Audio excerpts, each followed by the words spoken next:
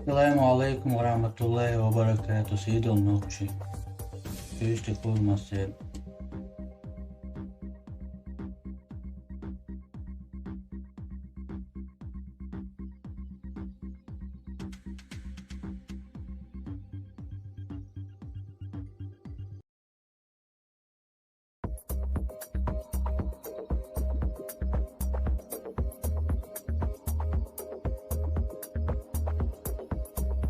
Почва молодежь шла. Следите, что лаш чача. Сложим занят хорошо. Терес уж. Следите, что лаш чача.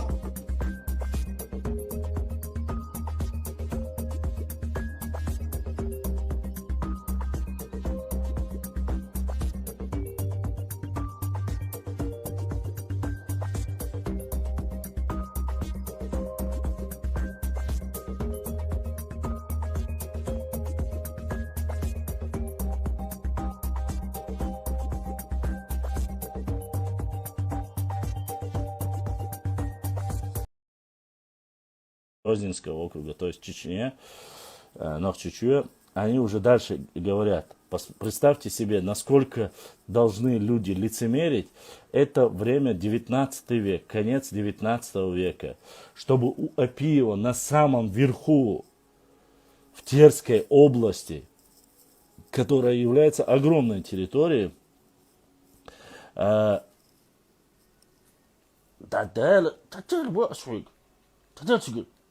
هديك واكبر هم طب لا تقدر ايه تدانا تدانا ايه تدانا بارتيزان ها ها دولة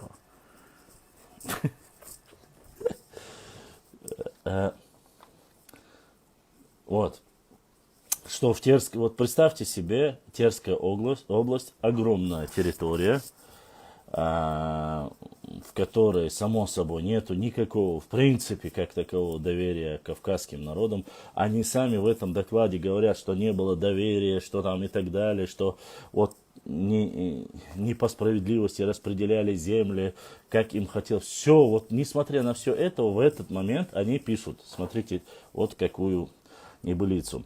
Главный, например, казачьих войск, где у Апиева, жители Цеч-Ахки, очевидно, имели связи. То есть эта земля осталась в Грозненской области Чеченской республики из-за того, что у Апиева были связи в 1899 году. Это надо же, просто основываясь, никаких фактов, никаких доказательств нету, просто тупо вот на основании имелись связи у Апиева, очевидно имели связи. Уже 15 января 1900 года возбудить ходатайство перед военным советом, в котором вышеупомянутое прошение Апиева и приговор Мерджинского схода ошибочно назвали просьбой цеч-ахкинцев. И тут пишут, а это официальный документ написано, якобы просьба цеч-ахкинцев якобы о нежелании причисляться в Сунжинский отдел. То есть эти ахинцы сказали, что мы остаемся в составе Чеченской республики. А эти любыми путями пытаются это исказить, поменять, говорят, якобы. Никаких доказательств, опять же, нету, никакого основания на этом нету, но излагать вот такие термины, как якобы, очевидно, имелись, и так далее и тому подобное, основано якобы, опять же, научный документ. Мы же тоже будем теперь апеллировать, это научный документ. Забегая вперед, надо сказать, что вопрос это так и не был разрешен. Тогда же не стало Сарали Апиева, однако сам хутор Сарали Апиев, куда все более отсеялись жители Цеч-Ахки, как и прежде, оставался на Асе в Сунжинском отделе Назрановском округе, откуда по приказу наместника Кавказа Воронцова-Дашкова только в мае 1908 года и выселение Цеч-Ахки частью в Мужичи за сопротивление властям и оказание поддержку Абрека Зелимхана. Вот такой вот, забегая вперед, документ. Алейкум салам, братьям адыгам, черкесам. Башлам, заблокируй Адамс 06. Свободенца. Так, башлам. Из Нохчоу.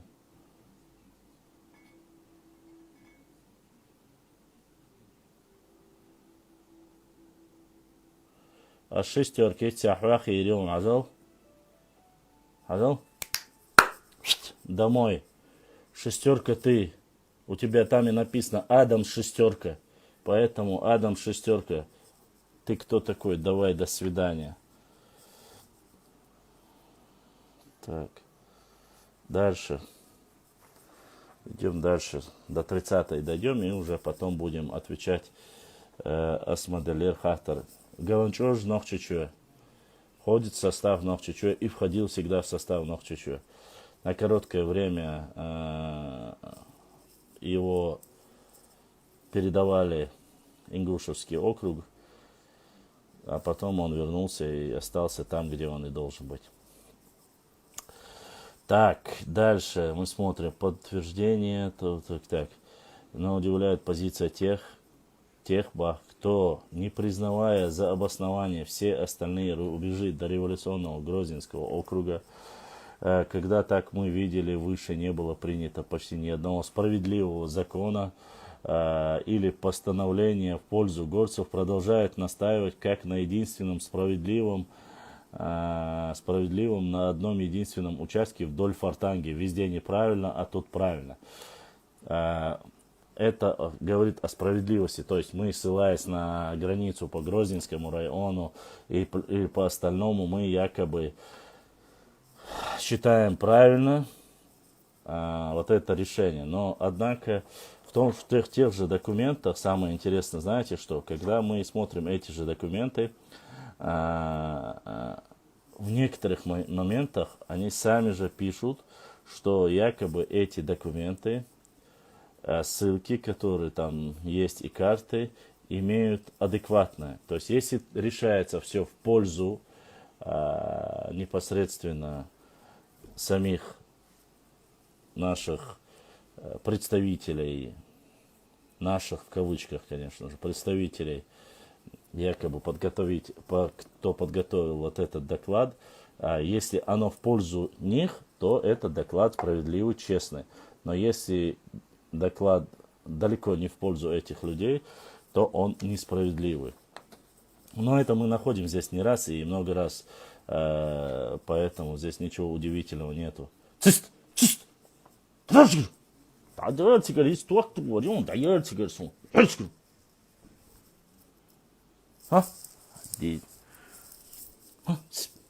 حدول وقيت وقت ونوح عنديك وقت حدول باس.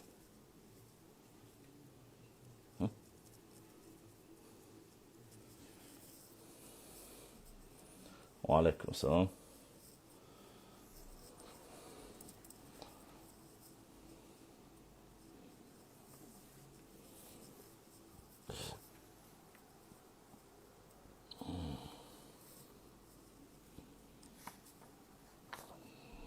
Так, что у нас? Подтверждение, то, что те земли. Так, но даже если без малейших обоснований не постеснялись уже наши дни передвинуть еще далее к западу Хайхи. По вопросу Хайхи и передвижения этих границ же было сказано, если я не ошибаюсь, в выступлении на встрече у своего, когда приезжали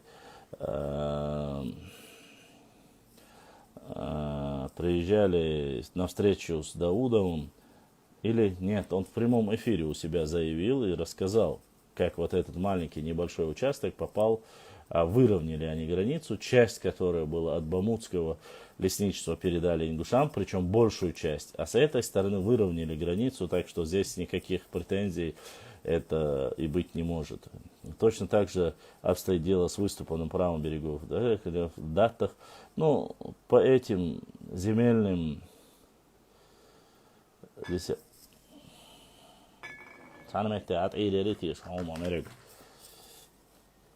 так, точно так обстоит с выступом на правом берегу и так далее, и так далее. Долгое время Цечахки, долгое время жители Верхнего Алкуна, поколение, часть арстроицев уже постоянно обосновалась в Верхнем Алкуне. В пределах последней четверти 19 цечахкинцы попросту проголосовали ногами, перейдя на постоянное жительство в Владикавказский округ, продолжали, несомненно, пользоваться кладбищем и иными угодьями на своем старом селе, сообразно горским адатам. Это, конечно, глупость. Конечно, где бы ты ни проживал, ты можешь проживать и в Монголии, и в Владикавказе, и в Москве, но хоронить ты будешь там, где похоронены твои предки. Что за разговор, что, несмотря на все, что они проживали в Владикавказском округе, или Назрановском округе, или Осетинском округе, то, что они хоронили своих предков на кладбищах, своих старых кладбищах, тут в чем заключается доказательство? Конечно, это уже из ряда вон выходящие моменты, это, конечно, смешно. Тут дальше. На протяжении последних 150 лет все эти люди, то есть чехи и так далее, имеется в виду разные люди, которые проживали в нижней части уже Малой Кабарды, они пишут: на протяжении последних 150 лет все эти люди роднились и жили бок о бок с остальными ингушами, деля горе и радость, как равноправные жители Республики Ингушетии, неотъемлемой частью которой являются их родовые земли. Тут я хочу сказать, во-первых, если мы говорим о том, что жили бок о бок, они живут и с теми же чеченцами. Вы не забывайте, не последние 150 лет, 28 лет только как разъединились, а остальное время они бок о бок жили, и с Нохчи жили, и с Гала жили, это посередине прямо местность, где они проживают. Поэтому я думаю, что в этом плане это немножко, как всегда, притянуто за уши. Ладно, это оставим. Фантазия этих людей, конечно, безгранична. Частью является... Смотрите, почему они говорят и радостно, как равноправные жители Республики Ингушетии, неотъемлемой частью которой являются их родовые земли, в связи с тем, что их предки были изгнаны с этой территории насильственным образом. Во-первых, кем они были изгнаны? Они были изгнаны царской властью, в которую вам сделала Ингушевский округ, которую вы непосредственно, это царская власть, в которую вы входили и получили от них разрешение поселяться, уже в дальнейшем расселяться в равнинах, как говорится, и кто-то задонатил. Шамиль Белготоевский задонатил. Так и задонатил просто. Шамиль Белготоевский. Освободилось. Шамиль Дересхил. Просто, да, Белготоевский задонатил. Шамиль Белготоевский задонатил. Дал Саадуэл, дал Духуахуэл. Смотрите. Написали неотъемлемой частью, в которой и так далее, потомками родовые земли сохранялись, забыли по нашим. Если получается, которые родовые земли, если вы говорите образом потомками родовые земли сохранялись по нашим и так далее, что предки были изгнаны с этих территорий насильственным образом. Во-первых, насильственным образом их чеченцы не прогоняли.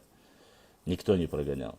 Мухаджирами уехали. Большинство из тех, кто уехал, являясь мухаджирами, они были и чеченцы, в основе своей большинство были чеченцы, потом уарство, и только 100 назрановских семей было официально по документам. Так что остальное это с теми же, кто их выслал, с ними же против имамата Шамиля были вы. Как раз таки тут претензии не должны быть к чеченцам. В связи с тем, что их предки были изгнаны с этих территорий насильственным образом, право потомкам на свои родовые земли сохраняется незыблемым и по нашим адатам, и по шариату. Конечно, тут вы немножко загнули. Да, эти земли по шариату, по всем мы говорим тоже, что из-за уарства мах больше. Но ты не забывай, что более 50% уарства проживает и на территории Нохчичуэ. И они тоже потомки этих, предки там жили их. Поэтому и по шариату, и по адату, если говорить, они принадлежат столько же Нохчи уарства, сколько же и ингушским уарства, как ты говоришь. Не забываем, что есть еще независимые уарства, которые себя считают отдельным народом. Поэтому тут якобы намекать на это, все вот это еще раз со всей очевидностью свидетельствует о многочисленных искажениях, допущенных в процессе определения установления восточной границы Республики Ингушетия осенью 2018 года без учета результатов научных исследователей. Каких научных исследователей? Если вот это ваше научное исследование, то, боюсь, это еще больше территория Чечне полагается, нежели чем то, что передал, приведя к неправомерному отторжению исконно ингушских земель. Вот исконно ингушских земель. Вся вот эта тема про уарствуай, про эххи, про все мялхи и так далее и тому подобное велась только для чего? Вот они говорят, что если они проживают, то и земли их, которые принадлежат там тем же Эхке или Уарства, они тоже должны быть якобы среди Ингушетии. Вот в чем тут суть, посыл. Тут нету дела ни до Уарства, нету дела, ни до Мелха нету дела, ни до Эхка нету дела. Здесь просто чисто интерес приписать их к себе только на этом основании. С землей или без мы своих людей не отдаем, и свои тейпы тем более не отдаем. Поэтому. И здесь момент дальше. Лишь в 1925 году мы имеем первую фиксацию факта включения спорного участка Верхней Фортанги, а точнее лишь центральной его части в состав Чеченской автономной области. Но что же мы видим дальше? Какая-то никому не нужная обуза этот участок только за 10 лет период с 1925 по 1935 годы 5 раз передавался из района в район. Во-первых, это не ваше вонючее дело, куда мы передавали и в какие районы мы передавали. Как кому-то, и причем подчеркнуто, за 10 лет передавали, кому мы передавали, как мы передавали. Это наша родина. Это наша земля. И мы какой район хотим, передаем, какой не хотим, оставляем. Понимаете? Поэтому давайте свои вот эти... Это все научный доклад, якобы. И здесь такие вот такие разговоры, прямо написано.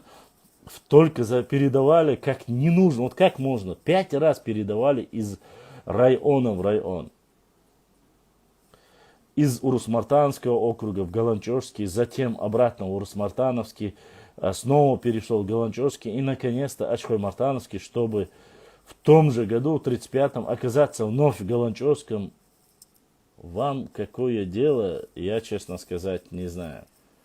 Это не касается Ингушей, это не ингушская земля, и никогда ее и не было. Никогда. До 1860-го, честно сказать, ну ладно, мы оставим вот это. Это кто-то еще сегодня задонатил. Просто задонатил и все. Брат, дал садо, дал духдах, что не забывайте донатить, поддерживать канал. Огромное вам спасибо за это. Дал садо, буду знак язычка саудахи. Вот. И население, которого все, смотрите, дальше. То есть они сперва оскорбили, сказали, что передавались из района в район. Зачем это манипулируется? Чтобы люди, прочитав это, должны обидеться, должны сказать, а зачем вот к нам несправедливо отнеслись. А вот они бы отнеслись бы к нам справедливо. Это только для этого делается. Это подход просто на подсознание людей, психологический подход. Дальше, отмечая, смотрите, как открываются скобки.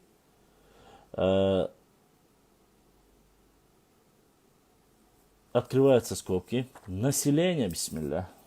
население которого во все времена, об этом участке идет речь, население которого во все времена, сохраняя этнокультурную близость с ингушами, а не с чеченцами. Вот это уже разжигание межнациональной розни. В прямом смысле. То есть они говорят, что они родство поддерживают с ингушами, но не с чеченцами. Я это в салам всем нашим орстхоевцам, которые живут на границе, и орстхоевцам, которые живут за границей, написано вот на этом документе. Это все есть зафиксировано. То есть они пишут, что передавали, это не факт, какому району передали, вернули, это незначимо. Земля стоит на том же месте. Люди живут на своих же землях. А как его назовут? Урус-Мартановский, Ачхой-Мартановский, Галанчевский район. Там разницы нету. Тут и назвали, переименуют, если более правильно вернут название. И потом пишут, население которого во все времена сохраняли этнокультурную близость с ингушами, а не чеченцами. Это научный доклад. Как вы считаете, каковы должны быть дальше действия и что может быть там написано еще?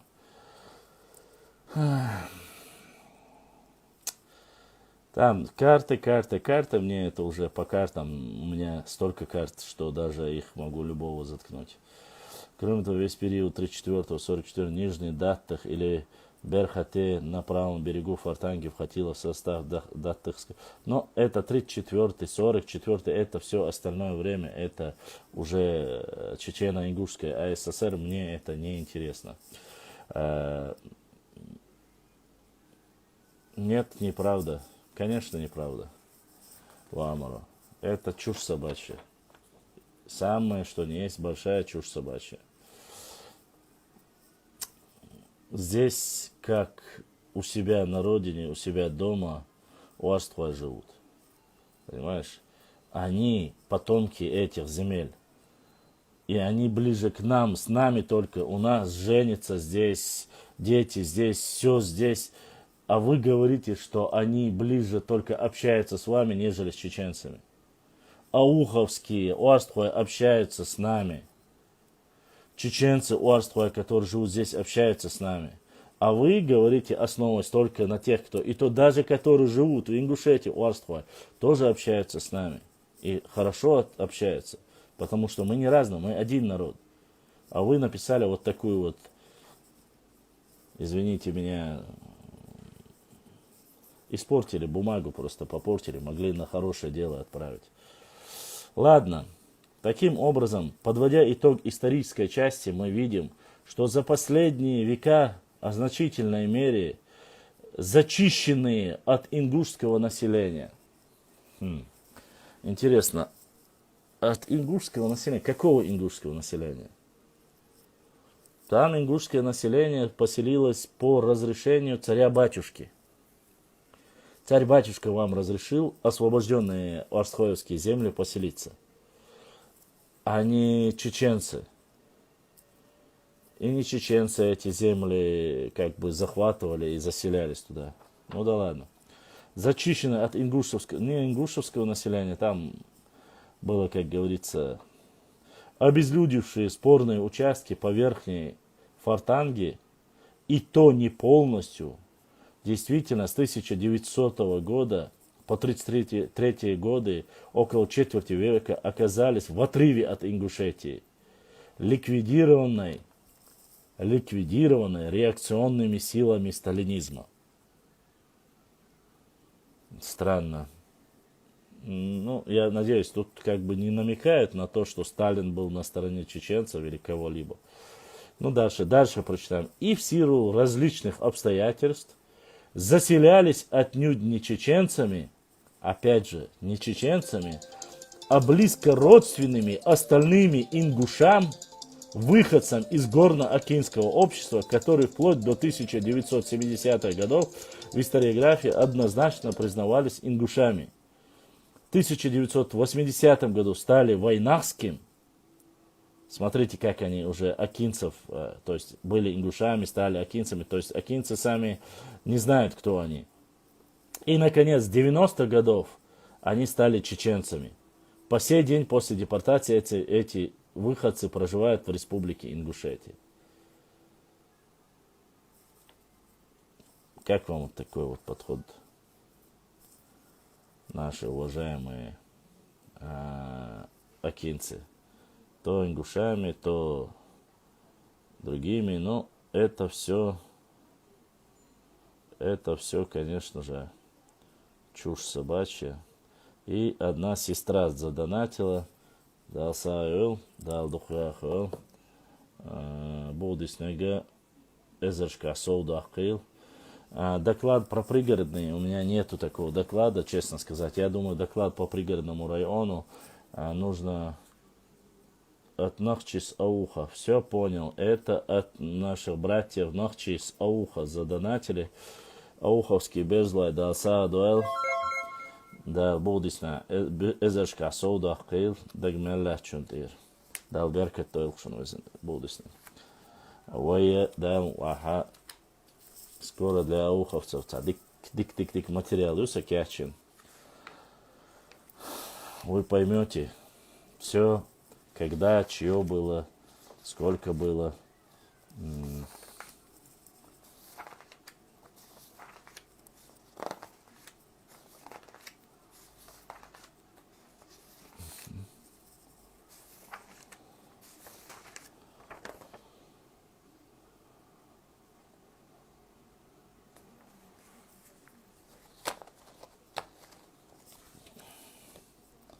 Так вот, на сегодня, вот, 30-31, там есть и дальше продолжение. Мы уже здесь проводим, не только Азамат наш, Вашлам тоже, Азамат в этот.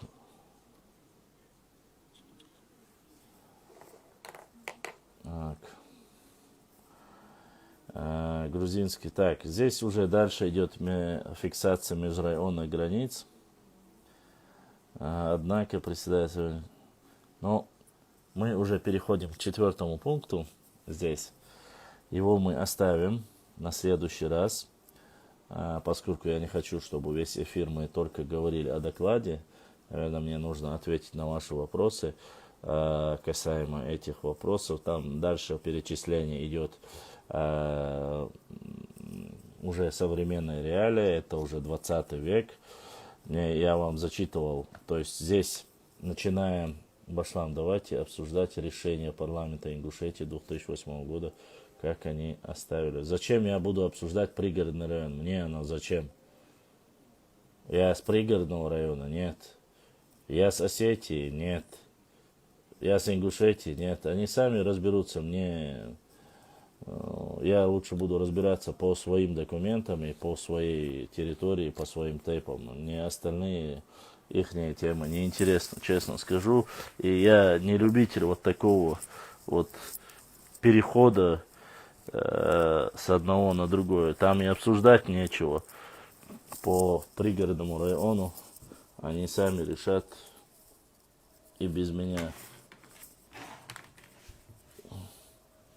Вы уж извините, но мне это не интересно.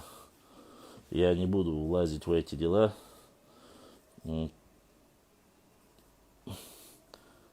Эти вопросы им нужно обсуждать, не мне. Так было, было ли что-нибудь собрал? Так что-нибудь в этих докладчиках про заселение горными Галгаями, Цхауров, Мецхальца, чужих земель Назрановского 1800 себя корят за то, что они прихватили чужие земли. Нет, конечно, они себя не корят, и они говорят. Я не понимаю немножко обстановки, почему. Я могу вам объяснить. Они говорят, что там незаконно отобранные земли ингушей заселенные. Ну как они могут быть незаселенные? Кем они отобраны? Царская Россия, однако, как это получается? Вы на стороне царской России. Вы говорите, вас убивают и забирают у вас земли, та же самая царская Россия. И царская Россия, опять же, вам позволяет туда заселиться. Как-то неправильно это получается. Понимания у меня нету такого понятия, как же это все. Однако, с одной стороны, вы говорите, что они были отобраны. У вас отобрали, и кому отдали? Опять же, вам же отдали. Так получается. С логики, от кого обвинять? Чеченцев обвинять, что отобрали или эти земли нельзя. Как раз таки чеченцы ногчи были сторонниками тех орстхоевцев, чтобы этот мох был свободным. Поэтому надо понимать, четко понимать, никаких претензий у ингушей к царской России быть не может.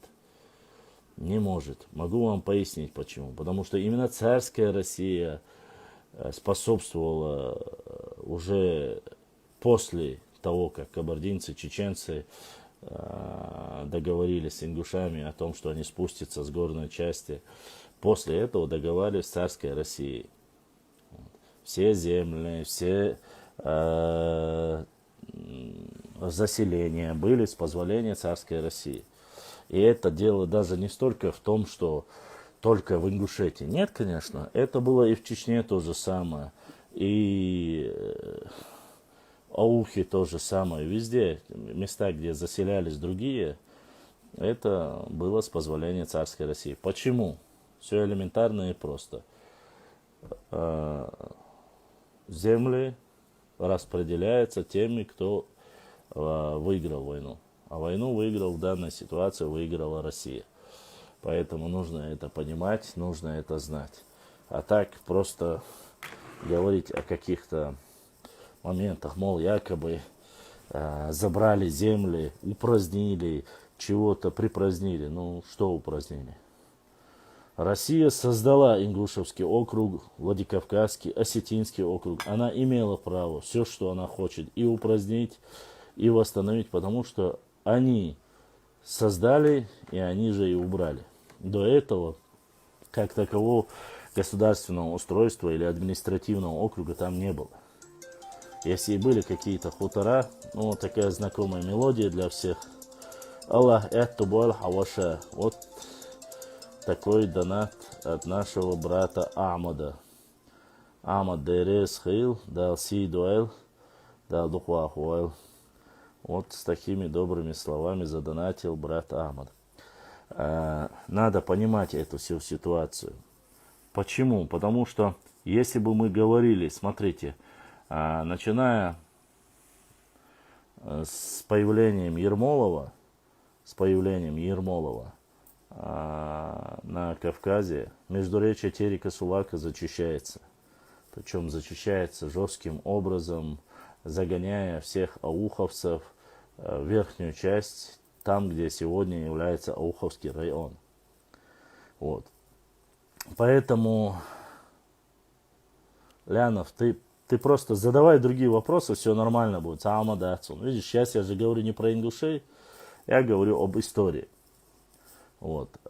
И потом непосредственно загнали вверх, чтобы в предгорье загнали, ауховцы, это вот сейчас нынешний Ауховский район, это предгорье.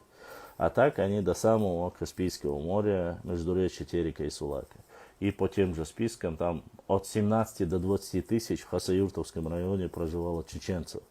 Когда самих же кумыков в то время там проживало всего лишь 14 тысяч. А аварцев там и того меньше, там то ли 500 человек, то ли 600 человек. В дальнейшем все уходило наоборот, уже начали считать списки. И сегодня, конечно же, все немножко изменилось. Это меняется со временем. Цундера нужно быть в этом плане очень не спешить.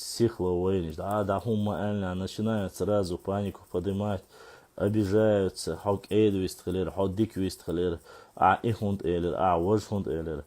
Потому что человек, который знает, что такое политтехнология, который знает, что такое история, что знает, который география, включая и геополитику, и внутреннюю, и внешнюю политику, он должен понимать, что всегда идти напролом с мечом в руках – это неправильно. Есть эффект мягкой силы, который непосредственно используется для достижения цели, своей цели. Вы многие вещи, конечно же, не знаете. Не знаете, как нужно. Вам кажется, что надо все жестко, быстро, победоносно, там, махая мечом, пройтись как ураган, и все. Нет. Нет, уважаемые. Любой человек, который занимается историей, если будет всегда идти вот только искать такие острые углы, он через, ну, может быть, полгода, может быть, меньше, начинает сдуваться. Ему все это надоедает, он все оставляет. История – это не процесс, который можно вот за один день, за один месяц рассказать, оставить и уйти. История занимается всю жизнь в основе своей. Надо этим заниматься, надо работать над этим. Вы заходите, начинаете утверждать и говорить как-то крайне радикально. Вот. Поэтому надо все прикладывать только в том случае, бертхербош, доухердоч, чтобы не дошло до того, понимаете? Сделать все, что угодно, но чтобы не допустить этого. Сегодня вот этими докладами, вот этими писульками закладывается огромная мина замедленного механизма, чтобы завтра, послезавтра, в любой момент наши дети могли выйти друг на друга войной. Неважно, кто победит и какой будет результат, речь не об этом. Это будет все равно братоубийственная война. Это будет в любом случае братоубийственная война. Чего и завтра, послезавтра, после нашей жизни, когда эта жизнь, дуния закончится, перед Всевышним станет, мы знаем, что есть хадисы, которые говорят, тот, кто убил, и тот, кто оборонялся, если и тот мусульманин, оба попадут в ад. Есть достоверный хадис. Поэтому надо сегодня решать вопросы более правильным образом. И Абдулбек задонатил. Абдулбек тасаю, а донат тогда духуахуал. Поэтому надо как-то по этим вопросам нужно грамотнее подходить. Попытаться показать людям, где они врут, где они солгали, где стравливаются люди. Приходить мне читать нотации в эфире и говорить о братстве, дружбе. До этого нужно эти вопросы решать своими общественными организациями, которые везде там говорят, что они всем управляют, и что они власти, и что они представители всего народа. Надо с ними решать эти вопросы на основании, вот как бы, а потом уже договаривать. Ну, вчера Джамлай говорит, ну вот попросил встретиться, там Даудов сказал, давайте встретимся. И Хамхоев Джамлай сказал, там, давайте встретимся. Подождите, но когда хоть один из чиновников из Ингушетии, даже при Евкурове говорил, вы недовольны, чеченские блогеры или чеченская общественность, да, приезжайте, давайте встретимся, давайте поговорим. Хоть раз говорили об этом? Ни председатель парламента, ни глава республики, ни совет там, министров, никто. Ни один из этих людей не говорил и не приглашал. Если приглашали, и блогеров приглашали, и старейшин приглашали, и всех остальных приглашали, то что еще нужно сделать? На что нужно рассчитывать? Я не знаю, честно сказать. Ладно, давайте ответим на вопрос. Башлам, не будет никакой войны, у них одна эффективная... Да нет, я не говорю, что сейчас будет война, я это не говорил. Башлам, мы их даже не знаем, кто там, кто. Да, есть такое дело. Я не о сейчас говорю, я лично против того, чтобы Джамлайл принял лорд. Да я не про это говорю. Сейчас не о том, что Джамлес принял или лорд принял. Сейчас речь не об этом идет.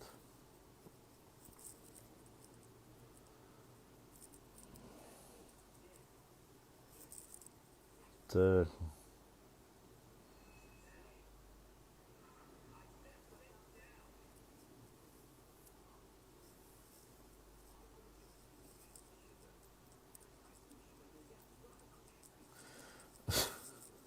Ламра, что-то долго он возрождается у тебя.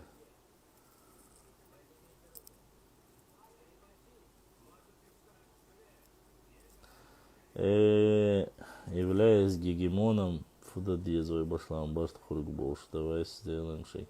Я об этом говорил. Я же только об этом и говорил, говорится, я ответил на этот вопрос. Худа диез. Говорит, худа диези, ты на своем уровне, я на своем уровне, у себя, каждый у себя дома, попытаться решить вопрос. Я этим занимаюсь. Я слушаю и чеченцев, я слушаю и ингушей, и дагестанцев, и грузин, и любого человека, который придет в эфир, если есть какое-то нагнетание обстановки.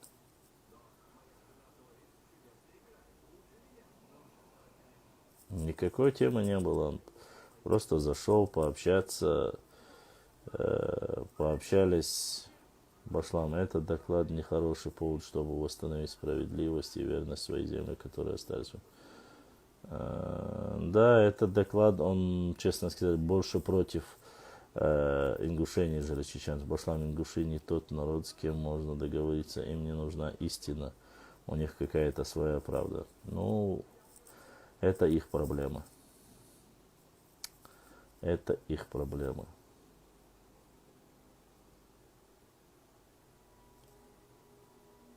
Чарту, ты мне просишь спросить у Джамлея по поговорке «Ю-ю-дийти шо, ю-ю-дий шо». Я 3 раза прочитал. Он вчера по этой поговорке сказал: надо с ним встретиться, зайди в директ, в личку, спроси у него, зачем у меня спрашивать. Я у него спросил: Башлам, ты видел публикацию, что когда в Кабарде и в Ингушетии была эпидемия холеры, то чеченцы воровали умерших ингушей от эпидемии? Не слышал ничего подобного. Честно, имущество. Нет, конечно, не слышал. Как раз и даром двигается здесь. Нет.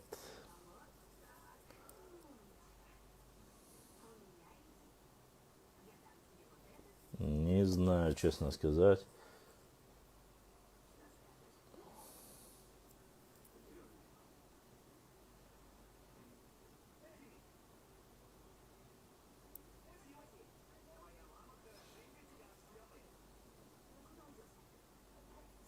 Скинь мне в директ эту публикацию, скинь, или ссылку на эту публикацию скинь.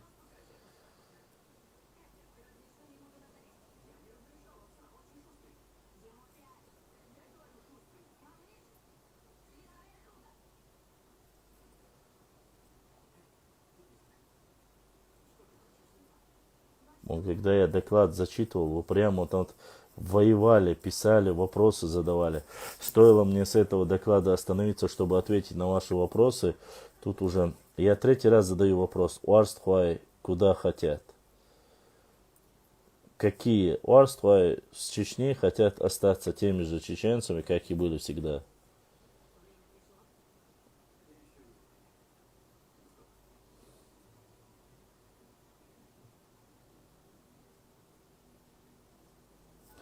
Салам башлам, башлам, никогда в жизни нарнийцы не посмеют с нами. Да нет, я не говорил о войне. Я говорил какие-то гипотетические вещи на будущее. Все, кто похож на армян, покиньте эту группу. Я с вас, конечно, в шоке.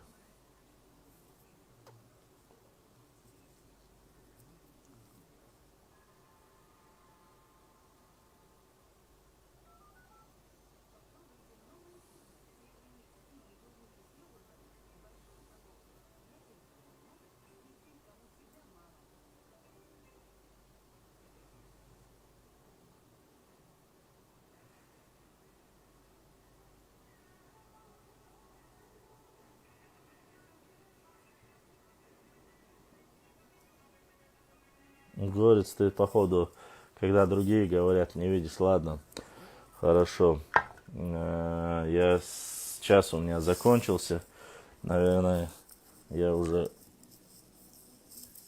отключу эфир. Э,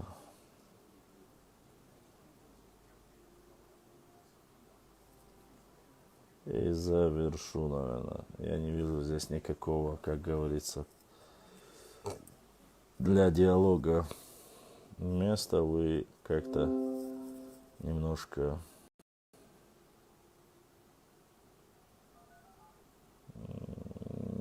неправда.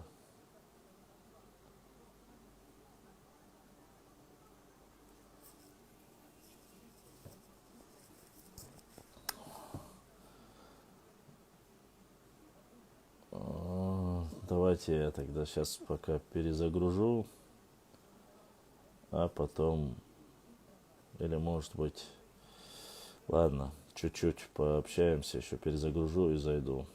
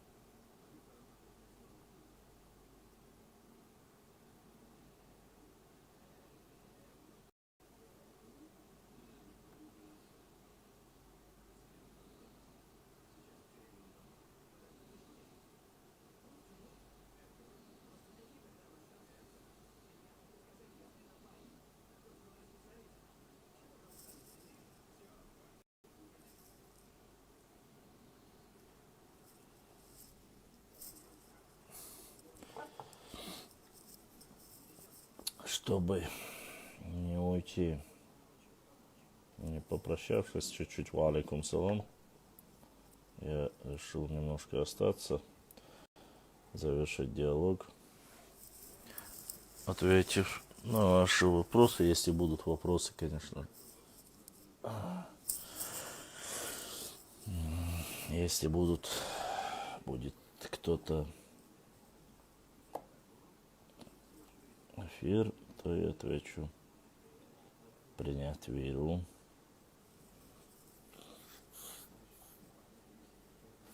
Так.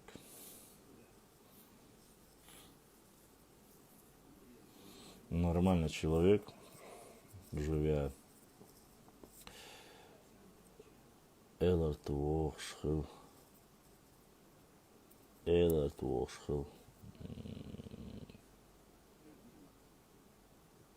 Давай не будем. Сколько я заплатил Клёсову, боюсь, я ему вообще не смог бы заплатить.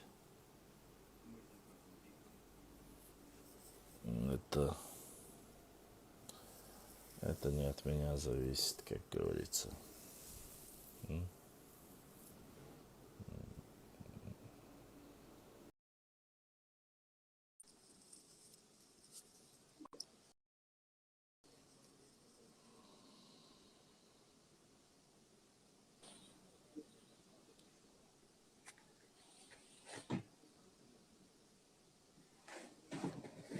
Hayden Goethe.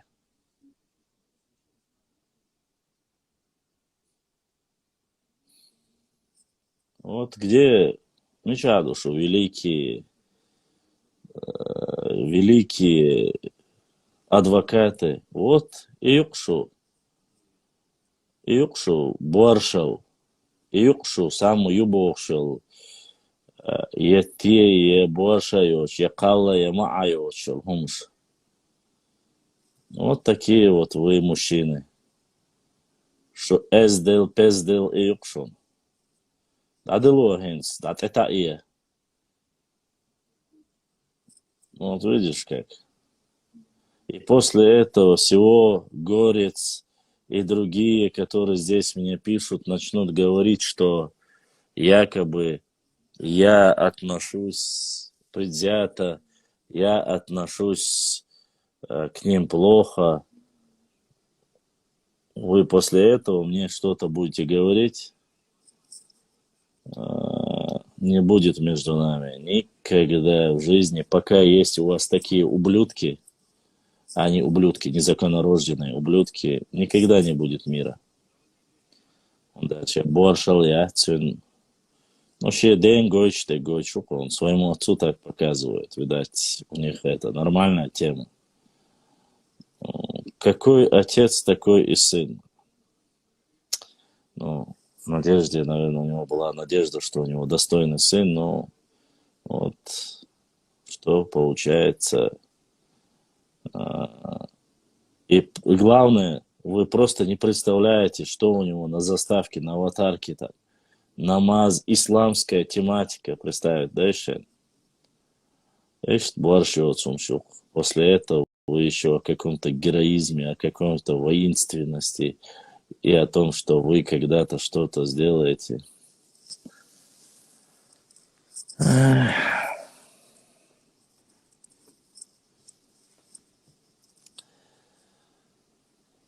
Самое хорошее, что это увидят все, кто посмотрит этот эфир. Это хорошо.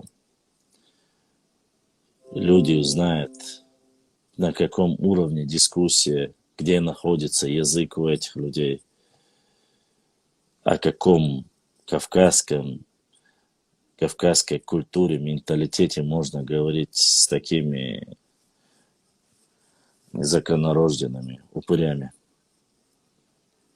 Так вот и живем, так и воюем. Вот. Продолжим дальше. Потомки армян, индус. Не знаю, потомок он кого. Думаю, что даже армяне или индусы себе такого бы не позволили.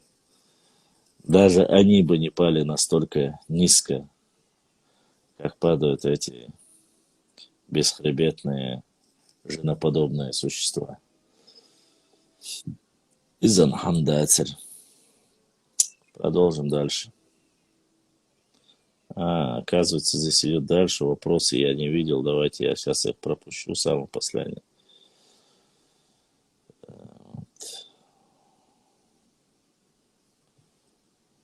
Так.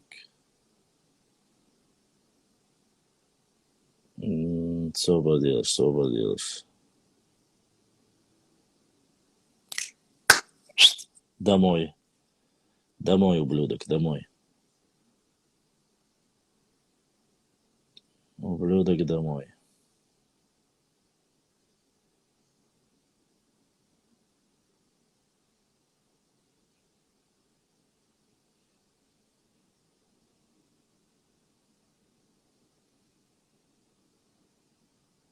Ну, так вот.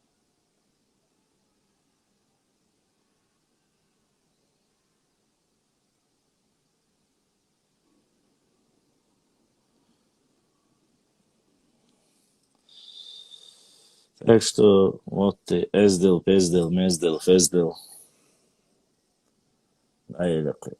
Ладно, продолжим дальше нашу дискуссию.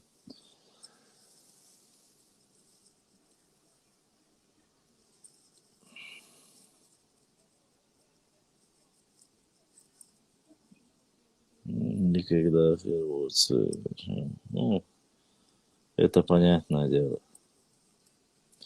Если эта земля так нужна, то почему она пустовала? Она всегда пустовала, Сибалт, в основе своей. Башла, может он... Да, конечно, все, Бузуртанов. Он, конечно, не ингуш. Нет, он просто зашел, он не ингуш. Башлам сахаттан жуаплоя. Зада тел хваттан жуаплоду и что он еще шорицемеш.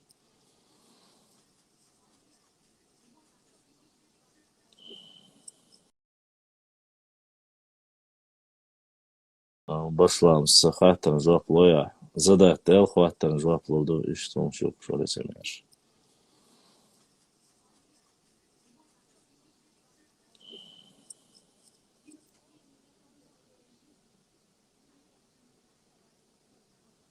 Терлоевского флага нету и быть не может. Терлой это часть ислам. Это вот часть, который записал себя как Ингуш 06. Зайди к нему и ему расскажи. Не надо здесь рассказывать. Здесь как раз речь идет о таких, как он. А ты сейчас здесь защищаешь его.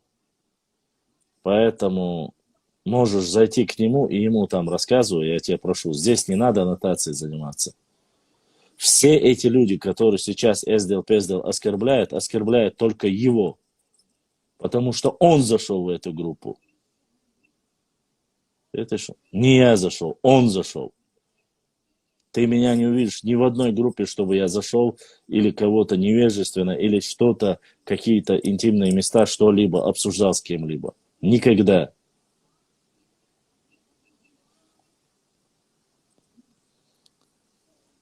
Давай оставим все эти разговоры. От Эрла нету никакого флага. Если ты говоришь об гербе в виде волка с девятигранной звездой, так это новодел. Асамцарах эрмлой алыр қи алыр нис дуйти баг хунд эльче ДНК подтвердила, что они от нас пошли, мол, нам более чем 3000 лет, а им, ингушам, 1000 лет. Ну, что ты хочешь от меня-то, я не понял, Маша Асам. Там есть генетика, ДНК есть, я ничего не могу изменить. Поэтому только так. Монтана, еще раз тебе повторяю, нету никакого флага от Эрлуай. Нету. Тируай нету никакого флага. Тируай это часть Нохчи народа. Я тебе еще раз говорю. Я тебе про историю и про реальность говорю. То, что там кто-то выставил, это новодел. Ни больше, ни меньше. Новодел Баукудуаун. Валикум ассалам.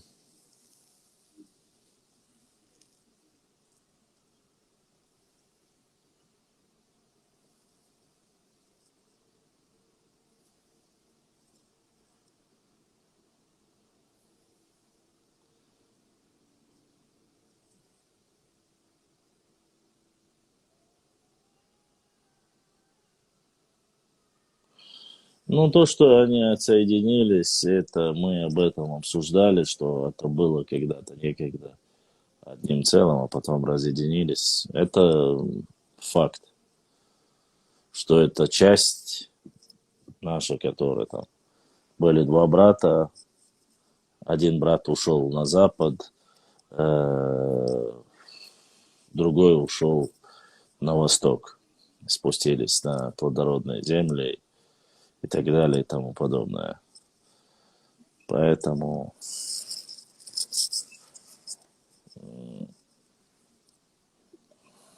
теперь уже не важно, говорится. Там был один из твоих представителей. Раньше дичные жили в Джейрах, и почему сейчас не живут? Не знаю. Надо спросить у дичных. Они живут там, где они хотят, где им по кайфу, со своим народом.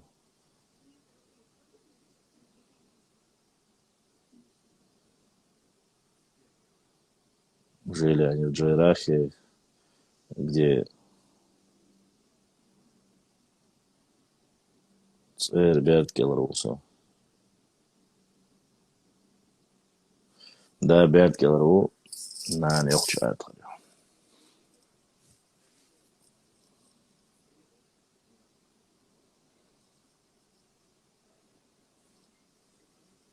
Что нужно?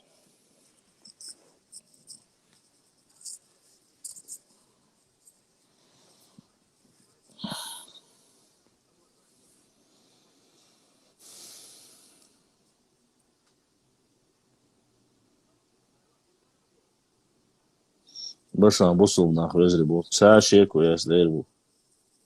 Ты хоть раз слышал, чтобы я говорил, что бусул нахуй разребаться? Никогда ты не услышишь. Башлан, Веденский район, я в основном L3 группию, и означает, что Веданхой произошли от Эх. Нет, конечно, не означает. Сову ёхчает.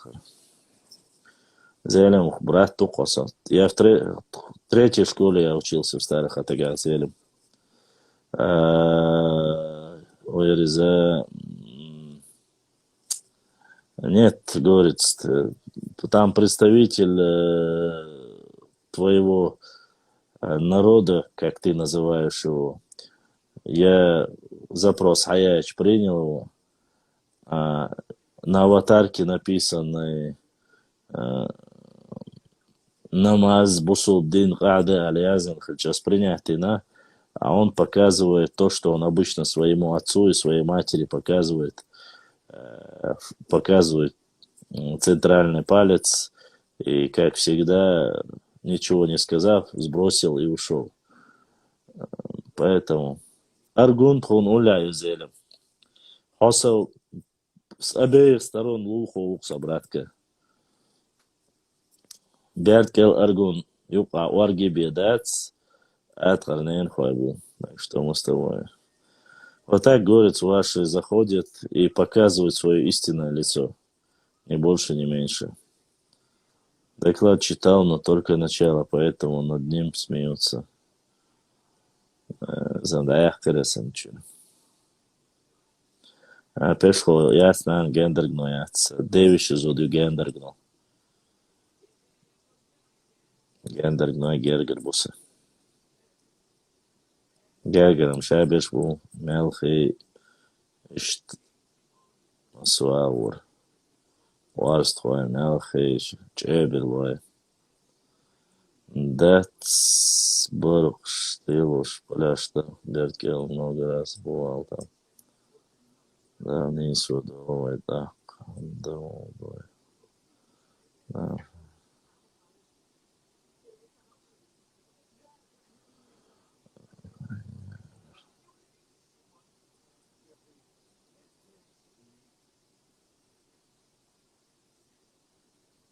Сови Адеу Шизудри Бугендригной. Башлам Валайнах, Гергел Сагвиха. Ба. Ханус Юхса Садевичи Зуду Калга. Только и Тайпан Валгаю. Я что-то пропустил. Да, пропустил.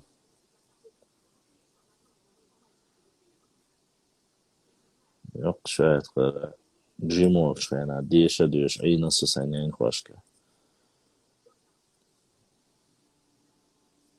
Boşlam ей matbaq. Бывай. Да, вот сейчас он. Все молчат, и я молчу, телевизор.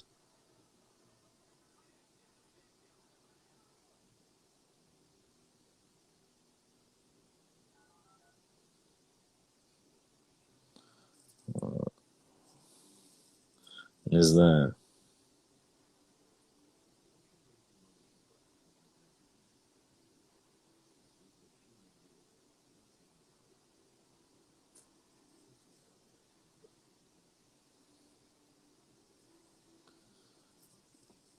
Ей бак, ши...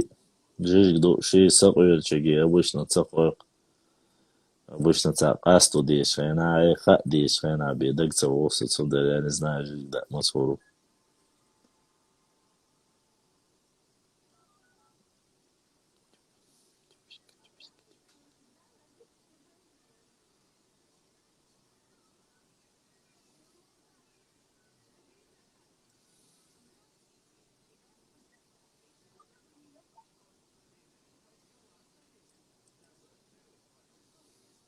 Ей Болсман Башлан. Аргументация Абадиева по вопросам книги Азамату что-то с чем-то.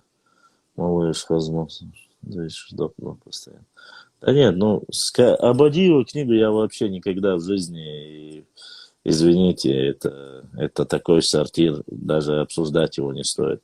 И написавший его, и продавший его, и купивший его, опубликовавший под своим именем, это уровень самого худшего дерьма, которое есть на свете. Поэтому эта книга не стоит ничего.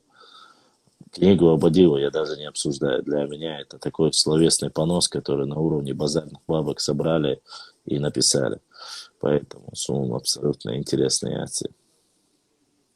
Клянусь, мне так стыдно перед окружающим народом за них, потому что они знают, что они чеченцы, и такую ересь пишут про чеченцев, хотя весь мир знает, они в шоке. Да, пускай пошла, Башлам, где Азамат, что-то он пропал, не знаю.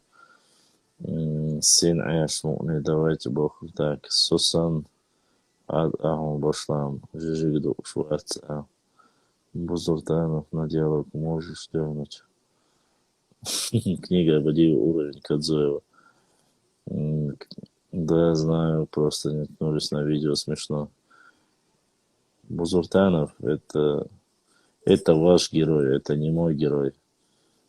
Он и так дергает в Кисловодске, я ничего не дергаю, я обычно общаюсь. Хочет поговорить, пускай зайдет. А так, кто он такой, чтобы я ему писал, звонил или что-то вытягивал? Асланбек Вози, он с канала Клуб Российс Voice. Ну, так, я с ним виделся, разговаривал. Извиняюсь, отмечать не получается, как у вас. Хан Грозный давал договор с Вашлан. Да, это был. Так, что там еще? Еще. А ничего ваше, а? Ничего ваше, тигр. А ничего ваше. Ничего ваше. Да, Сунамирум Саха. Ну, просто зайти, я думаю, что ты в эфире, зайти в PayPal и отправить 1 цент силы я с сообщением «Саят не отдается Рома». Себя бы не позорил бы ты, кто бы то ни был.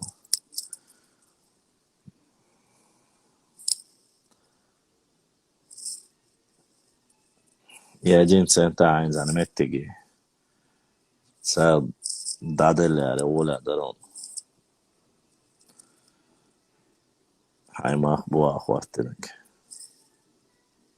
Кто-то меня заблокировал, не вижу текст про поездку. Гроза, не Сагапшинский ли наш обиделся? Это Сагапшинский, да. Я всегда говорил, у нас есть волки на земле, орлы в небе, так пехота, авиация, когда не сомневается, что они часть чеченцев. Башлам, что такого сделал Бузуртанов? Просто надо перестать ему звонить и оскорблять. Я никогда в жизни не звонил ни Бузуртанову, ни Абадееву. Да и я разоблачаю их, но звонить им что, зачем? Больные старые люди, зачем они мне нужны? Мне не интересно. Такие люди есть везде.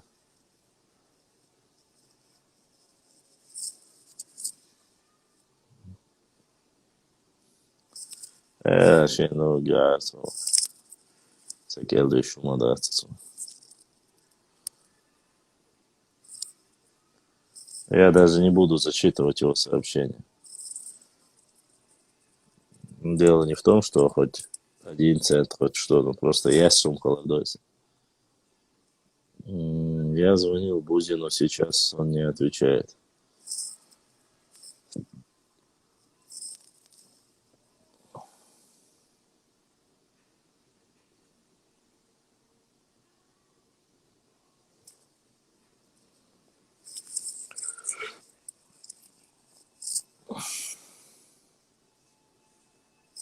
Хотя, вишвал волшутишь, она.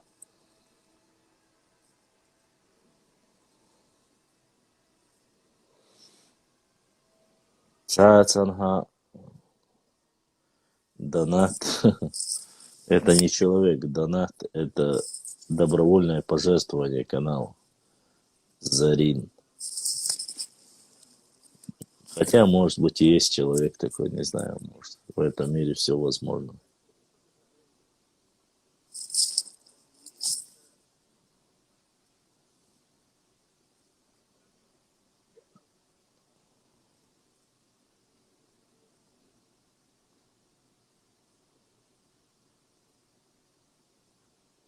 А котенок похож на 5000. Донат, это брат пошла. Нет, донат это поддержка нашему каналу для закупки книг, карт, документов. Вот для этого. Поэтому Башламова никогда в жизни не увидите за то, что он продался за деньги или что-либо. Кстати, есть некоторые ублюдки, которые написали, пишут, что якобы мне кто-то написал текст, пишет тексты, чтобы я зачитывал их в эфире. Я клянусь именем Всевышнего Аллаха, Валлахи, Биллахи, Таллахи. Ни один человек мне в этом мире не заплатил за эфиры, чтобы я вот сказал это, сделал это. Или ни один человек мне не пишет тексты. Вы просто не представляете, какой объем материала у меня есть. И если бы я даже все выкладывал, если бы я хотел, или сделал бы, как делают это армянские ублюдки, пустой аватарки, закидывал бы все это. Сондера просто он ДРС, алейкум салам, нормально. Нету, ничего подобного нету. Те люди, которые якобы там про какие-то большие думают, что там финансовые потоки, вон приезжали ко мне, Маршо и Черхо, и другие сайты, они приезжали ко мне домой, они знают, как я живу, где я живу, есть ли у меня возможности, поэтому не надо говорить, что того, чего не знаете. Но я понимаю, что ублюдкам рознь, гумодайцеризм. Много ли было соседей на двух компаниях против нас? Башлан, как думаешь, какой будет конец норнийцев, как в фильме? Нет, конец норнийцев будет, к сожалению, очень плохой со всех сторон. По крайней мере, история показывает, что они очень плохо кончали всегда. Да, они могут сделать всю свою подлость подключить, но не в этом мире. Нет, я живу в Грозном. Ни в этом мире, ни в загробном мире не будет им ни покоя, ничего не будет. Потому что перед Всевышним Аллахом очень трудно будет это отвечать, будь то я или кто-либо другой. Это очень сложная философия исламская. Поэтому я уверен в этом. Да, хорошо будет тем, кто пытается к маслахату, кто пытается и осознает, и знает о единстве нашем, а остальные, честно сказать, все меньше и меньше. Не дай Аллах, конечно, чтобы, являясь единым народом, чтобы вот такие ублюдки в эфир заходили. Да лучше бы ее как барана прирезать, нежели чем этого дебила воспитывать. Вот. Сирбуаш волчу, стега, киоца, видишь, зачем на него деньги переводить, еду переводить. Что он лучше вот такого коте, как у меня, вот этого тигра. Тигр выиграл, а? Лучше вот такого тигра воспитать. Вот он настоящий мужик. А? Он наглец, такой еще коте. Видишь, очень гламурный коте у нас в эфире. Да, коте? Тигра? Ты гламурная? А? Гламурный тигр. На одной руке моей помещается. Это алжимдук. Ну, ёк наглец, ёк. Коте у меня такой шустрый. Почему Зуртанова не судит за Сейдеров? Потому что он старый больной человек со своей справкой. Да. Я очень люблю рыжих кошек. Кошаков рыжих. Правда и масла не получится. Удастся, может, и получится, а дальше не получится. Коте. Дай коте. Башлан, мне продай коте. У меня не было. Не могу. Я не продаю его. Он, как бы мне не были нужны деньги, было, но продать не могу. Я очень сильно давно искал чисто рыжего кота, чтобы он был. Бывают еще такие рыжие коты, которые зеленые глаза бывают. Я надеюсь, и этот вырастет тоже. Он сейчас у него зеленые глаза, но он когда станет чуть побольше, будет еще рыжий. Если знаешь, их остановить не вариант или обнародовать, то такими вещами занимается, прикрываясь нами. Есть еще один чеченец-блогер с рыжим котом. Башлам, у меня котенок, у меня не кот, Башлам, у меня 3 котенка сибирской породы. Ты бы видел их шерсть. Я только, мне только рыжие нравятся. Я во Франции живу, так бы сам лично проверил. Рыжие коты. Коте. Если что, я его на голову посажу, чтобы... Башлам, в Ютубе есть ответ к этому докладу, якобы от Академии. Видел я этот доклад, слабоватый, но видел я есть. Видел, да. Ну, слабенький он, жидкий. Ну, так, в принципе, неплохо, да. Да там ничего не надо, почему мы можем сказать, ну, давайте, мы по 1801 году хотим. Алейкум салам. Я не знаю. Они очень, когда становятся большими, очень смешные, добрые они. И говорят, что очень лечебные эти коты. Скажу вам честно, вот он маленький, а этот котенок, у меня проблемы со спиной. Этот котенок именно только ложится там, где у меня болит спина. Коте, куда ты лезешь?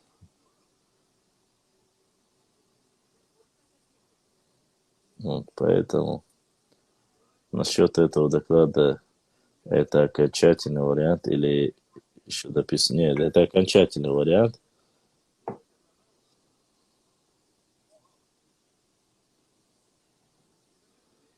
Вот что ты хочешь, скажи мне.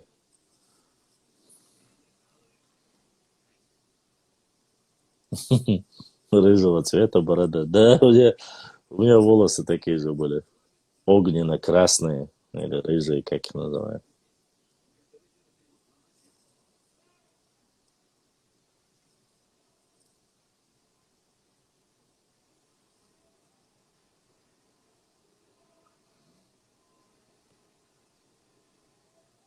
Да, сборник. Сборник, хороший сборник.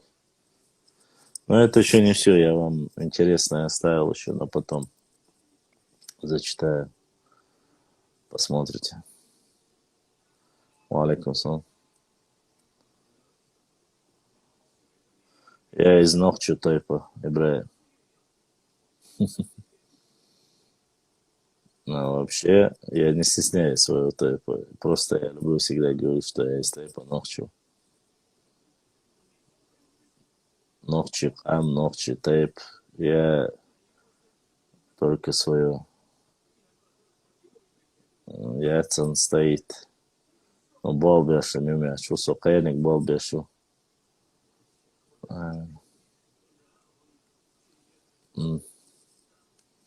Сотайпа Эшбатву.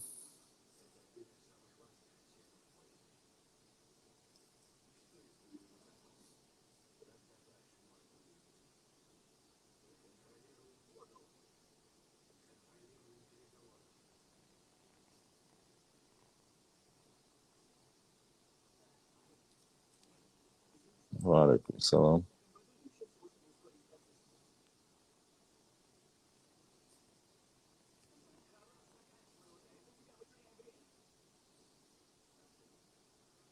Да, заходит.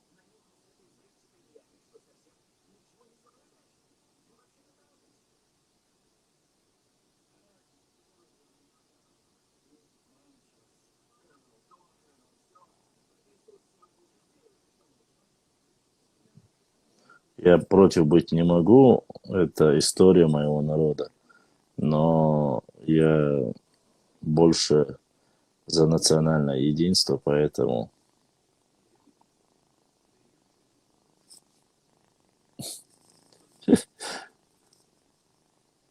поэтому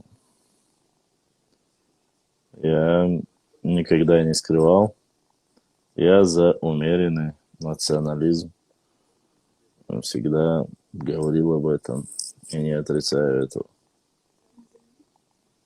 Прошу не путать национализм с нацизмом, это разные вещи.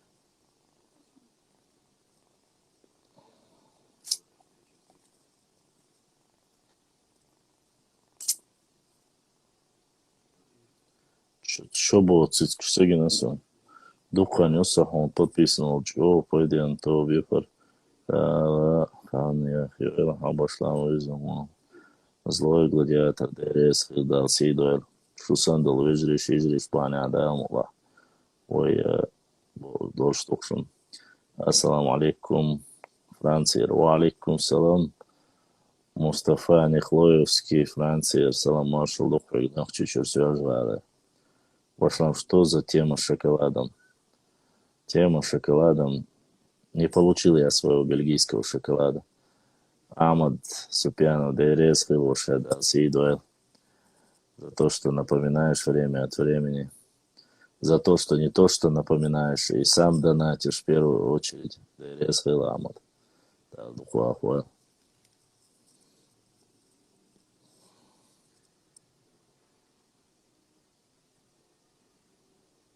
Амин, Мустафа, амин.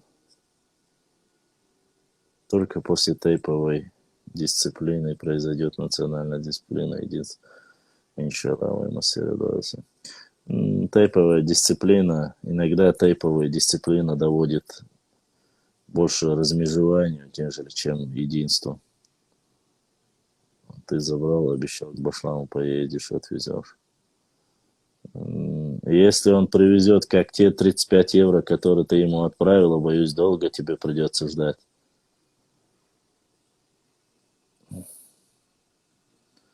Отдавать Марфу что-то.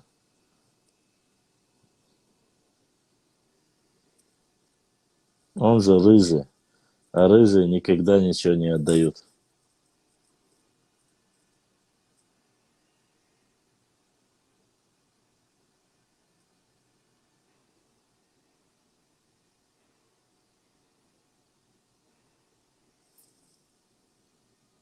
В аэропорту он меня забрал, ушел. Он мне говорил, что никогда тебя вживую не видел. Вот такой он Маршал.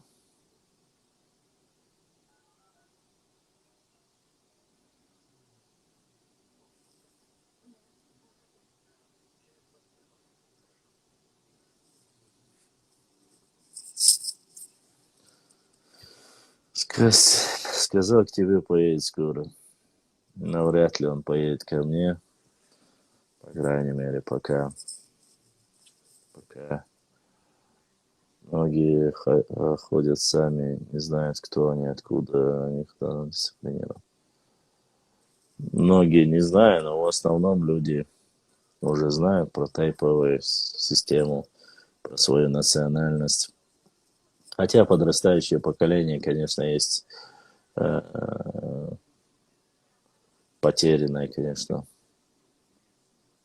Подожди, да, Башлам, ты мне так и не скинул директ. Я сегодня без интернета был, Ибраим. У меня целый день почти не было интернета. Не мог ни активировать, ничего сделать не мог. Еле-еле к вечеру я отправил и вот закинул посты сразу. Интернет, я царса. Не было у меня интернета. Мне очень сильно лагает, к сожалению, телефон, поэтому я вот сейчас пытаюсь перекинуть оттуда информацию. Надо срочно перекинуть. У меня очень много там документов электронных в PDF формате. И нужно перекинуть его максимально, чтобы Можно было потом использовать. Башлам, что с Азаматом? Точнее, его давно не видно. Не знаю, да. Честно, не знаю. Что с Азаматом, не знаю. Что с Султаном, с Панкисей, тоже не знаю. Он тоже вроде дома. А, имеется в виду в Панкийском ущелье. Я очень никуда почти что не ездил. Я нахожусь в некой изоляции, честно сказать. Пока на ночью лучше. Я не могу никак, никуда, ничего. Все, что могу, заработал, что делаю, щадик, пытаюсь как-то на лечение матери отправить еще положение. Цундик Халитхач. А сообщение Гущу, спасибо тебе, но если нужно будет мне поехать к нему, я обязательно поеду. А так зачем он мне нужен? Я его сказки, что мало слышал, что ли? Нет. Звонили, говорили, но умственно больной человек. Я не знал, правда, что у него есть справка, оказывается, есть. Мне позвонили, сказали, поэтому с больными людьми мне не о чем говорить. ДРС Ибраим, ДРС Тасидо, ДРС Эрбар Ушбор, Цецбор, он уж Аллах, он же да, ДРС Хазм Снайпер.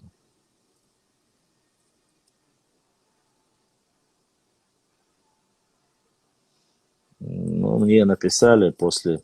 Я перестал публиковать видео Бузуртанова, но там, когда он рассказывал эти вещи, э, он мне позвонила его бывшая ученица, то есть он был преподавателем в университете.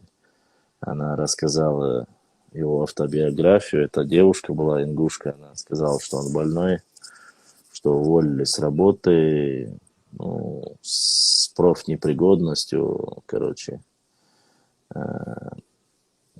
положение, но я не хочу, там, не знаю, насколько достоверно.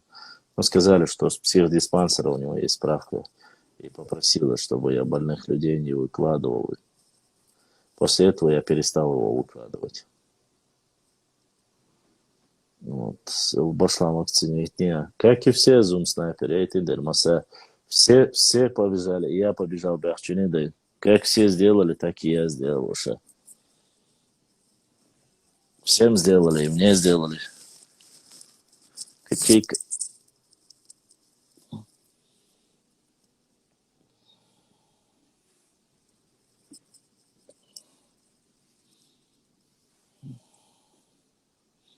والله شنوخشي ما душу тронул.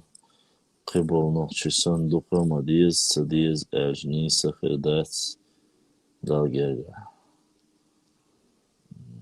Иисус.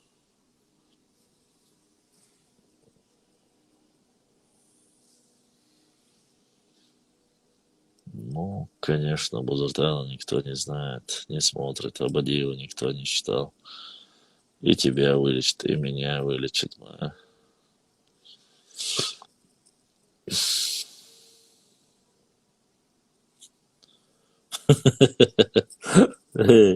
Гургал Секир Башка, я не буду сейчас этот Гаджиев, он чего хочет. Гаджиев, Бузуртанов, Абадиев, Кадзоев, чеченофобы, сказочники. Да, 05.007 Рихардер. Но до кресла навряд ли. Сегодня спокойно тут. Почему? Запрос кто отправляет, я принимаю, а так тишина, нормальное общение. Вопросы какие будут, я отвечаю. Не знаю, Ибраим эфире Ауя Ватсас, он чеченец. Со вчерашнего дня немножко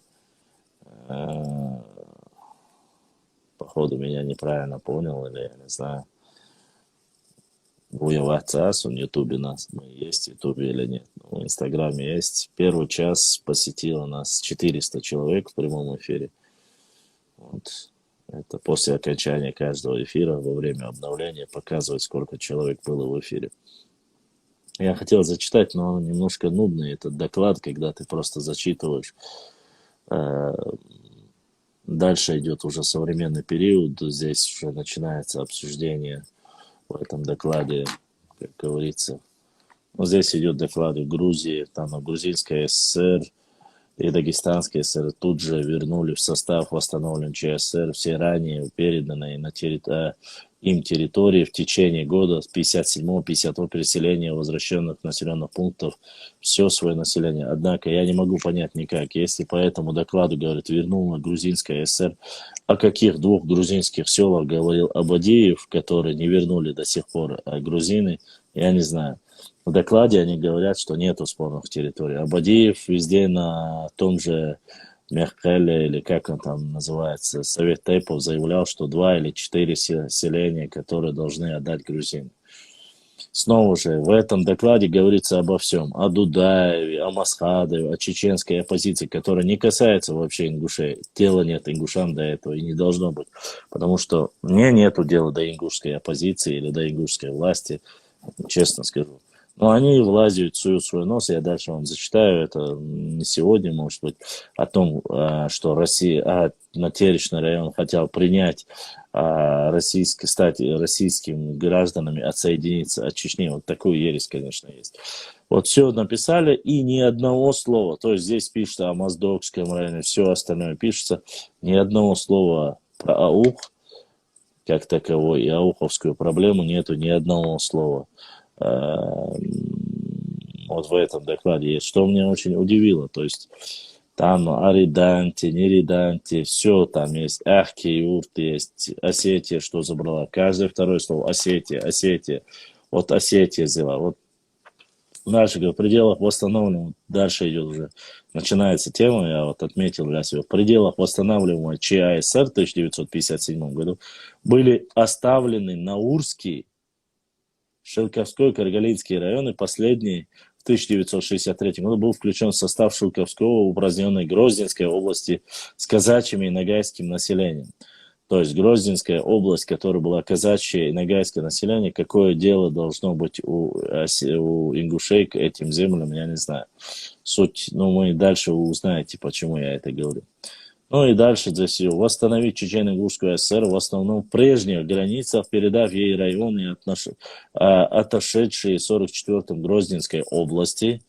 Здесь, видите, написано, отошедшие в 1944-м Грозненской области, Дагестанская ССР, Северо-Осетинская ССР и Грузинская ССР, за исключением пригородного района Северо-Осетинской ССР, в связи с тем, что территория, передаваемая Чечено-Ингушской АСР, в основном заселена, и на ней не предоставляется возможность расселить трудоустройство все прибывшее население. Считаем необходимым также включить в состав Чечено-Ингушской ССР притеречные районы Грозненской области, Наурский, Шелковской, Каргалинский, что позволяет в ближайшие и так далее, и тому подобное. 90 ингуши, депортация и возвращение. Однако, это снизу я тоже отметил, вот сейчас однако председатель, я вам говорю, настолько ненависти к Гайрбекову, необоснованной ненависти к Гайрбекову, хотя его замы все были ингуши, а о них ни слова нету, только о чеченцах. Однако председатель Совета министров ЧССР Гайрбеков, имевший, как впоследствии выяснилось, устные договоренности, это я вам уже зачитывал, оказывается, были какие-то тайные устные договоренности, я, конечно, этого не видел. Какие устные договоренности, где это доказано, и так далее и тому подобное. Такие вот моменты дальше зачитывать, конечно, не хочу уже второй час ночи. Расскажу вам в следующий раз, что да кто говорил, что делает.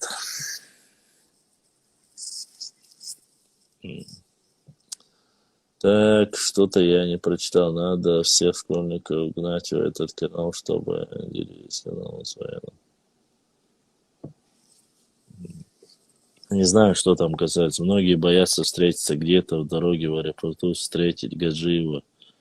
Копчик ему сломает, и ему будет пиар. Не надо пытать сделать кого-то кем-то, если они этого не хотят. Саламбек, салам.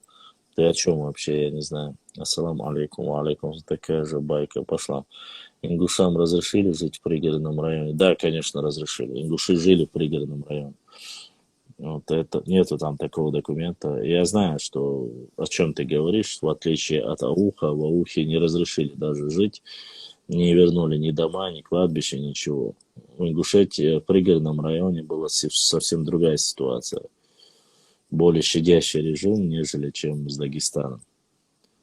Хотя, в принципе, осетины, как мы знаем, являются христианами, а аварцы и лаксы, проживающие в Ауховском районе, являются мусульманами. Однако это не помешало им, несмотря на то, что они мусульмане, не отдавать земли. Поэтому такова жизнь. Так в чем вопрос? Какие 3 района? Да и там не только в этом дело-то. Эти районы не были даны за счет пригородного района. Там нету ни одного слова об этом. И никогда не могло это быть. Если это было бы, в первую очередь об этом бы говорили бы при любой встрече, осетины бы говорили. Там речь идет о горных районах, взамен жителям горных районов. А пригородный район не является горным районом. Пригородный район является предгорьем.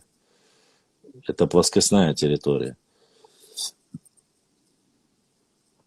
По крайней мере, география говорит так. Горные районы – это Галанчош, это Чеберлой, это Шарой, это Итумкали, это Джейрах, если Джейраховский район там. Вот что это значит. А то, что другие, я не знаю. О какой ненависти вы говорите? Я не знаю. Я вот в шоке. Вы когда начинает кто-то отвечать, у вас ненависть к нам, у вас ненависть к тому и так далее, там, что за чушь вы несете? Какая ненависть? Нету никакой ненависти. Отвечая на ваши байки, сказки, почему ненависть? Что уж аж действительно, чая дега шенлу, где цедуете, че баха бога, че иштхырмадаться. Понимаете?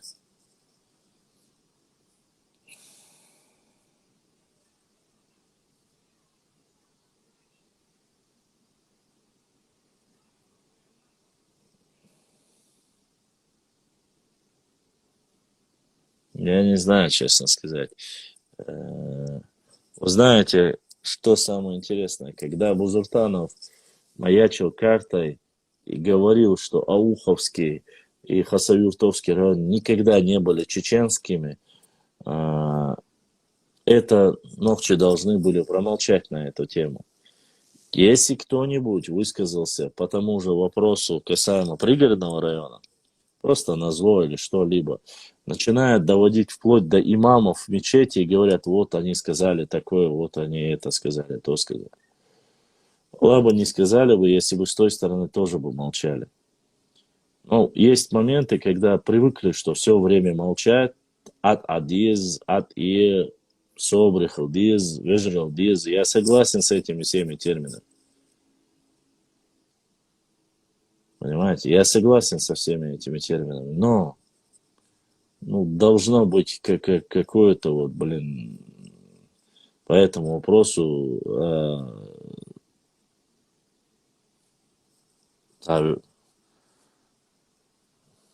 как пила. Не в одну сторону, туда-сюда, ищется улучшено. Так, Башлам, я знаю, ты хочешь, что ингуши признали, что они чеченцы, по-твоему. Валлахи, не хочу, я им теперь. Да, не хочу. Ничего. Не хочу, чтобы говорили, что чеченцы. Не хочу, чтобы объединили 2 республики. Валлахи, не хочу. Теперь им. Ты, наверное, ошибся. Я просто за мирное существование, как говорится, Барт Бошхарит. Я за это, но в остальном случае ты ошибся очень сильно. Ногчи это ногчи, и благо. Просто-напросто я за то, чтобы каждый, кто живет в своей республике, не переходил границы. Вот. Ногчи халар. Тут меньше уж не то, что dünya меньше что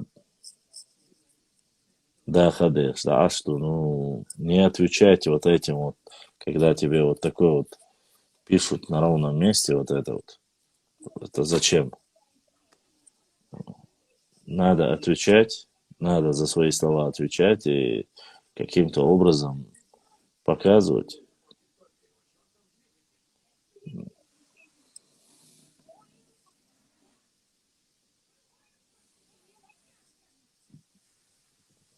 Что адвокат, что ли, исхадо, что я не знаю, какого ответа вы ожидаете от меня или от общения. Если вы говорите о каком-то равноправии, что Дани столит, борт халит, ца халит, это нужно начинать понимать, что равность мы сегодня не претендуем, и нам не нужно ничего ингушского, вообще ничего не нужно. У нас свой язык, у нас своя родина, свои религия, своя, как говорится, архитектура, все свое. Но вы тоже можете говорить, что у вас есть все свое. Можете говорить, но не называя наших имен. Не задевая нас. Рассказывайте, как вы делаете на 23 февраля. Вы же говорите депортация ингушского народа. Вы же говорите это. Вот так же и дальше говорите. Но только ингушское. Не переходя, не называя Нохчи Цаамацауш. Я не против. Я не хочу сделать из чеченцев ингушей, из ингушей сделать чеченцев. Ни того, ни другого не хочу. Да и любой нации. Я за то, чтобы каждый сохранил свою национальную идентичность. Неважно, был он тейпом когда-то или был он тухумом, это не важно все. Сегодня, на сегодняшний день, если алейкум салам, мы дошли до такой ситуации, когда мы... Поэтому пускай каждый останется тем, кем он есть. Но не обижайтесь, не говорите, это не так, это не то. Если я буду писать про кистинцев, допустим, кистинцы это ногчи. Я буду касаемо чеченцев, кистинцев писать. Я буду писать про мисджегов, я буду писать про мичикизовцев, я буду писать про и так далее и тому подобное. Мне абсолютно разницы нету. Каждый должен писать про свою национальность, про свою историю. У меня нету предвзятого отношения ни к одной нации. Я ко всем отношусь хорошо.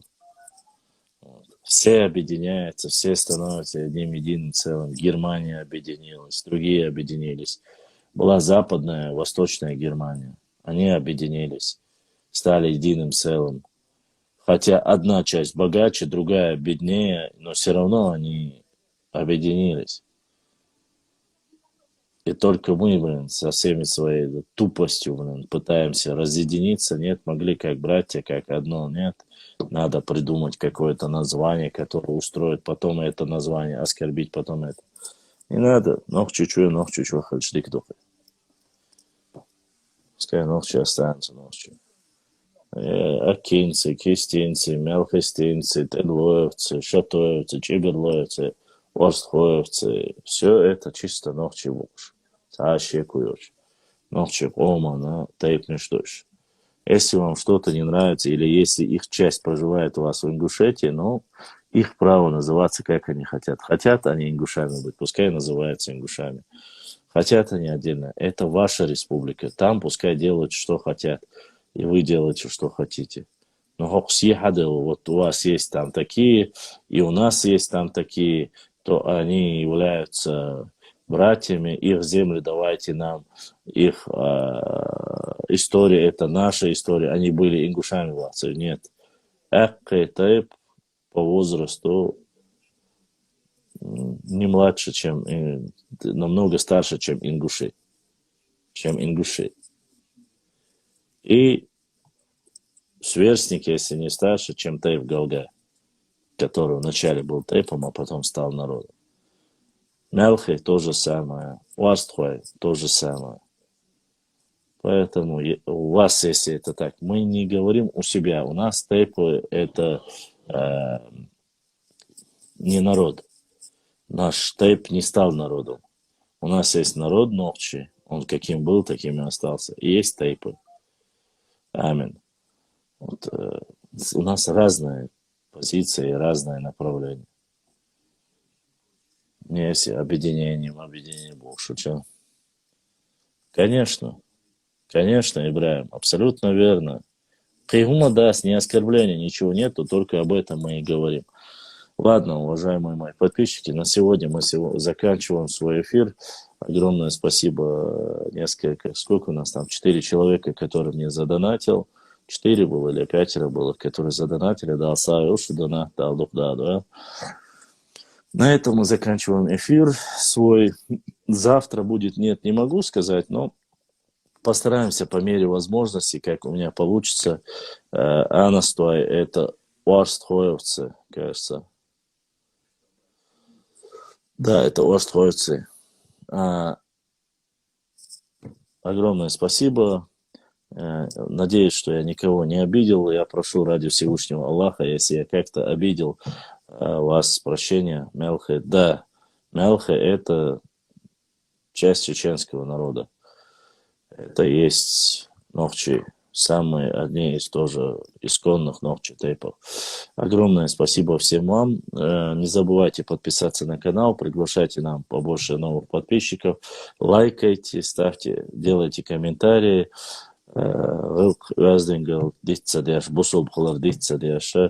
Огромное всем спасибо. Большая благодарность. Я прошу ради Всевышнего Аллаха, если я каким-то образом вас обидел, простить меня, не обижаться на меня. Никого задеть или оскорбить ни народа, ни тейпа, никого не думал. Мы пытаемся трактовать историю, этнографию, географию так, как ее знаем, и с документов или книг. Поэтому, надеюсь, вы все это понимаете, и мы все будем жить дружно. Assalamu